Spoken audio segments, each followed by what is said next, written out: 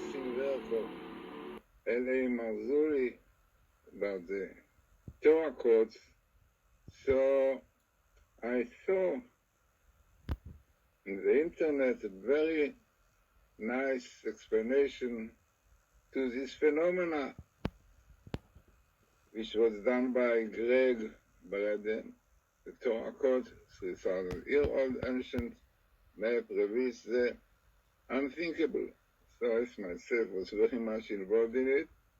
I was very impressed from the way that introduced the thing, definitely a long one, but we will show some of them, and then we saw the work of L.A Marzulli, with whom we did interesting segments.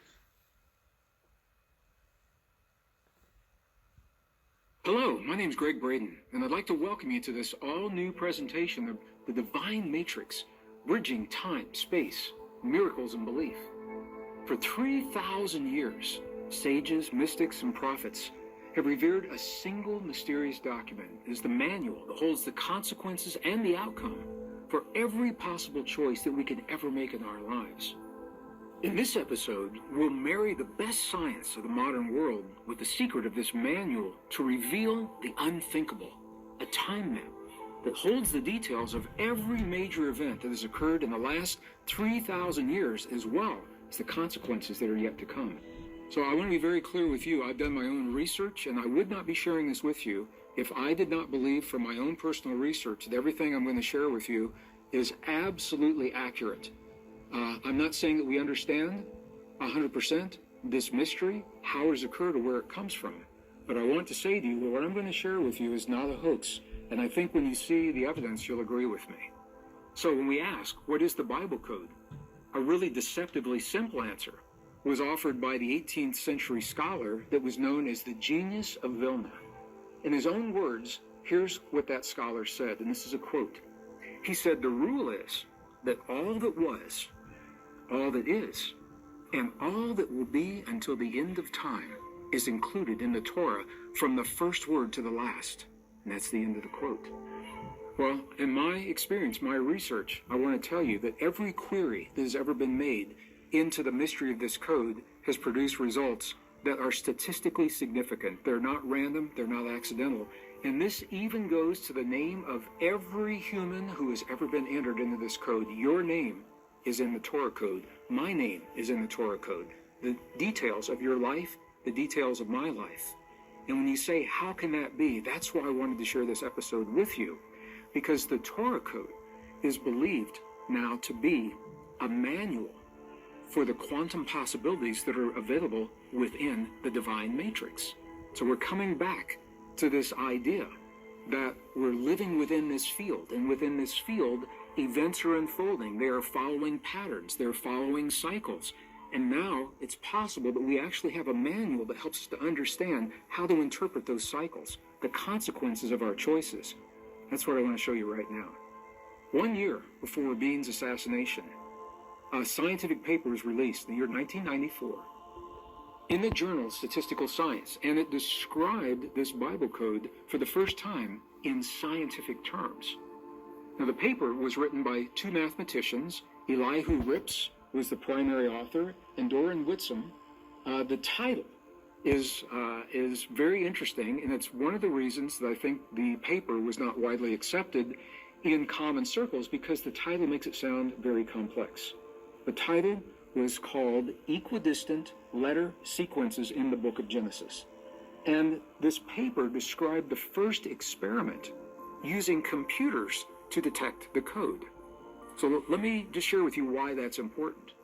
Because for at least 1,000 years, Torah scholars, biblical scholars, have suspected that there were hidden codes within the Torah. And I'm going to talk about precisely what the Torah is in just a moment. But these scholars suspected that this code was there. They didn't have computers 1,000 years ago. So to find these codes, they were doing everything by hand. They were manually looking for these relationships, and it said that some of them actually went crazy. They actually went insane with the complexity of what it was they were trying to do. Well, it was only in 1994 You think back in time, the computers that we take for granted today, they haven't been around forever. And in 1994, some of the kinds of software we deal with today were just in their infancy. Now, having worked in the industry, developing code to look for patterns, I can attest to this firsthand. When I was in the industry in the 1980s, 1990s, pattern recognition software is what we were developing, and that pattern recognition software was running on computers that are very, very different. We didn't have our Macintosh laptops that so many people use today, and we didn't have the IBM laptops and the very compact models running at tremendously high speeds with so much storage that we see today. So I'm going to invite you to keep this in mind as I describe what was happening in the 1994 study. So in 1994, the paper was released. The purpose of the paper was to describe an experiment that had been run, and the experiment was to determine if the names of 32 very famous rabbis could be identified using algorithms in the Bible code. Well, without going into all the technical details right here, I'm just going to tell you the results were astounding. They were more than successful. They exceeded all the expectations. Not only were the names of those 32 scholars there, but there was additional information that was not even queried that was coming up with their names. Well, this is where it gets really, really interesting, because that idea, that theory, was retested a few years later, 1997, during an unprecedented experiment that lasted 440 hours. The computers were running the search algorithms for 440 hours, and this time, rather than the mathematicians that had developed the algorithms doing the work, this time the experiment was run by a former senior cryptologic mathematician for the NSA of the United States. His name was Harold Gans. Harold Gans took the original experiment one step further, and he began with the names of 66 famous rabbis. He tested those names against themselves, but he wanted to see if the dates and the places of the birth and the death for each rabbi would also show up. Well, once again, at the end of this experiment, the information that was revealed by the codes exceeded even Harold Gans' expectations. Not only did the names come up, the exact dates of the birth, the exact dates of the death, and even the cities where they were born and the cities where the rabbis died, even if they were different, they showed up in this study. Well, Harold Gans wrote a paper, in his conclusion, he stated that this is statistically more than significant, that this is no accident. There is a code that is encoded within the Torah, within the first 5 books of the Hebrew Bible, and it's encoded in a way that exists nowhere else. Well, since the time of these experiments, once the researchers discovered how accurate these codes were, all of a sudden they began to query everything, and everything that has ever been queried in the code has revealed specifics. Just for example, World War II. When World War II was queried in the Torah code, it actually spells out the words World War II. It spells out the words final solution. The code gives the name of the leaders who were present at the time: Roosevelt, Stalin, Hitler, Churchill. It gives the exact names of the countries that were involved: England, Germany, France, Russia, Japan, the United States. It even gives the words atomic holocaust in the year 1945.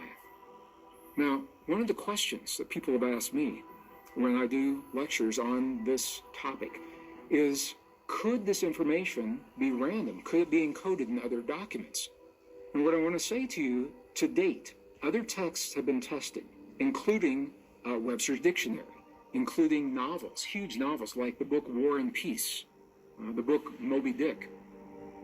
And in all of these other texts, the codes do not work the way they do in the Torah.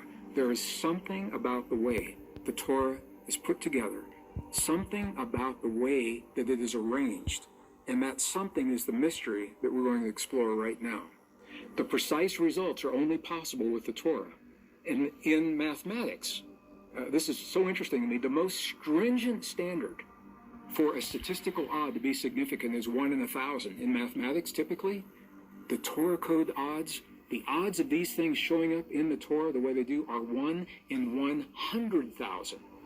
So we can see statistically There's something happening here that cannot be explained by conventional thinking, conventional physics, conventional mathematics, at least as we know it today.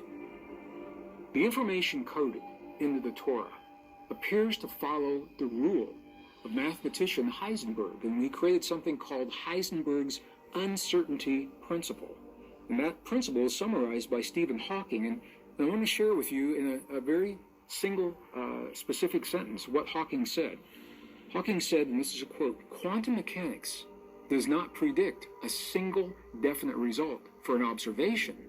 Instead, it predicts a number of different possible outcomes and then tells us how likely each of these outcomes is," end of quote.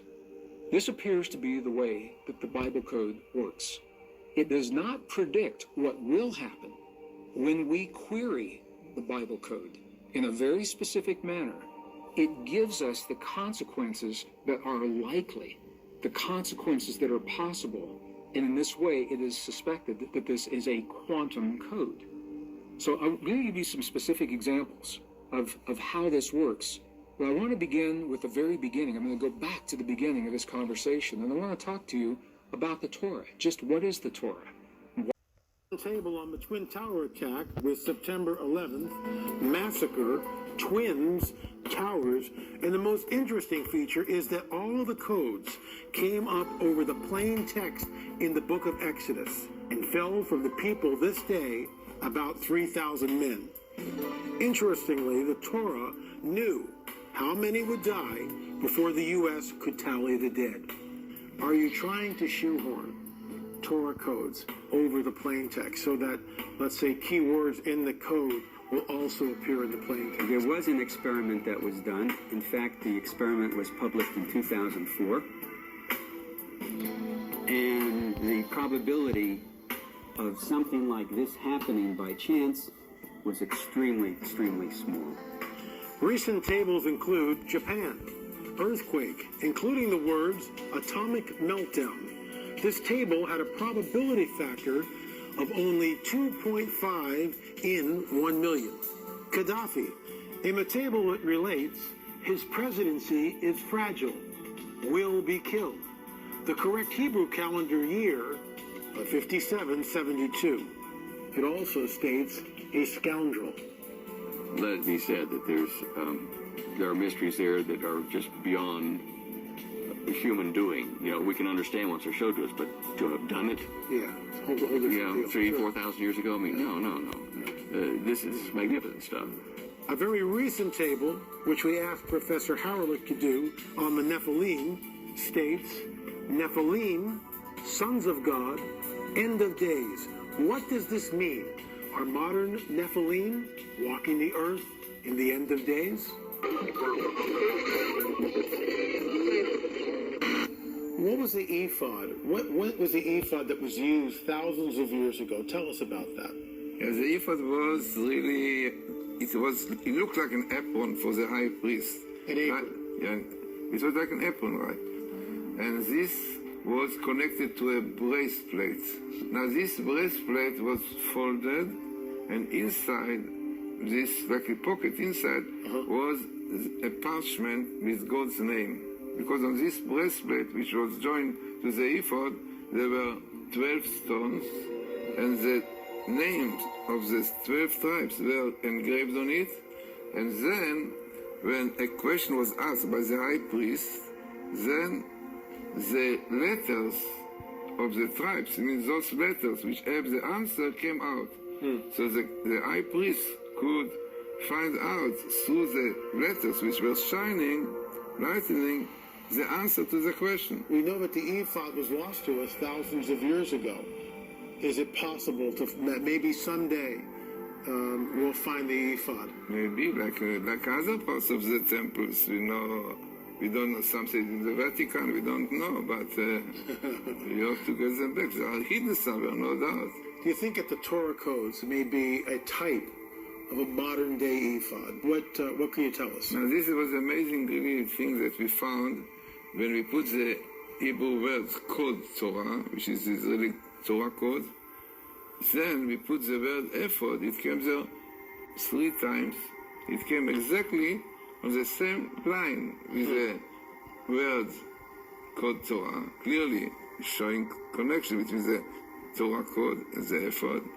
And then what we have also there dates, interesting, when it started coming to the world, with the idea of the codes. They knew about it. It was really 1976.